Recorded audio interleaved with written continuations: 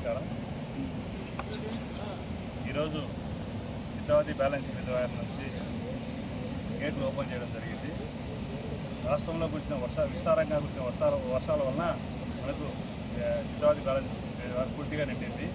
కాబట్టి మనం ఈరోజు పైనుంచి వచ్చే ఇన్ఫ్లోస్ ఎక్కువగా ఉండడం వలన మనం ఈరోజు గేట్లు ఓపెన్ చేయడం జరిగింది. మనకు ప్రస్తుతం ఈ రిజర్వాయర్లో 9.2 TMC ఉన్నాయి. దీని ఫుల్ కెపాసిటీ వచ్చేసి 10.23 TMC.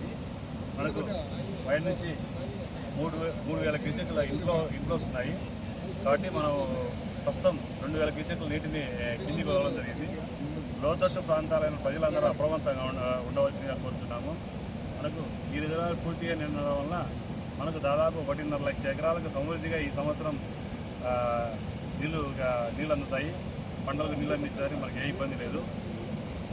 ఈ కూటమి ప్రభుత్వంలో మనకు వర్షాలు బాగుపడడం వలన మనకు ఏ ప్రాబ్లం లేకోకుండా ఈ సంవత్సరం పంటలు పండించడానికి ఇబ్బంది ఉండదని తెలియజేసుకుంటాం. అవసరం లేదు. ఇలాగే వర్షాలు పడితే ఎత్తాల్సి వస్తుంది.